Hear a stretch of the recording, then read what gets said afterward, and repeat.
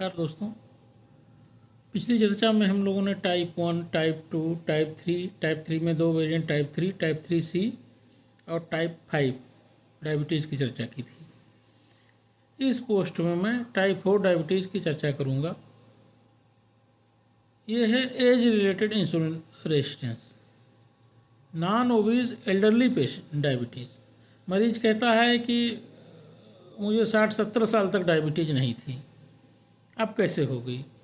तो इस आइडेंटिटी को अगर ब्रॉड स्पेक्ट्रम पर देखा जाए तो हम लोग कह सकते हैं टाइप 2 है, लेकिन अब इसे टाइप 4 कहा जाने लगा क्योंकि ये अलग से आइडेंटिटी है जो बुजुर्गों में मिलती है और जो नॉन ओबीज होते हैं बिना ऑटोइम्यून डिस्ट्रक्शन के और फिर भी इंसुलिन रेजिस्टेंस और हाइपरग्लाइसीमिया है।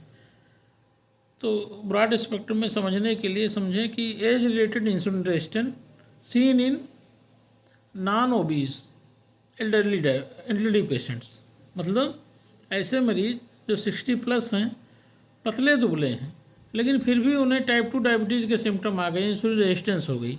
तो ऐसे को अब नई टर्मिनोलॉजी यूज की गई है कि टाइप 4 डायबिटीज। अब ये होती क्यों है? एजिंग के साथ विजुअल टिश्यू डिपोजिशन होता है, तो जो रेगुलेटरी टी सेल्स हैं वो लो ग्रेड इन्फ्लेमेशन काज करना शुरू कर देती हैं, जिसके कारण से मरीज की इंसुलिन सेंसिटिविटी डिक्रीज होने लगती है।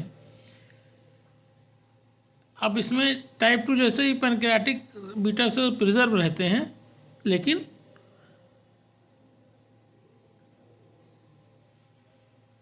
इंसुलिन रेजिस्टेंस होता है कि इंसुलिन की सेंसिटिविटी डिक्रीज हो गई। ये अक्सर 60 ईयर्स के ऊपर जो लोग रहते हैं उनमें मिलता है। मरीज का वेट नॉर्मल भी हो सकता है, हल्का सा ओवरवेट हो सकता है।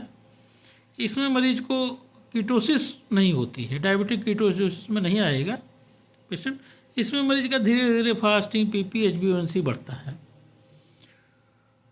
तो इसका कोई अलग से टेस्ट नहीं है, इन्हीं क्लिनिकल सिम्टम्स के आधार पर इसको टाइप 2 से एक्सक्लूड करके माना जाता है। इसमें मरीज का जो सी पेप्टाइड होता है वह तो नॉर्मल होता है, तो थोड़ा सा लो होता है।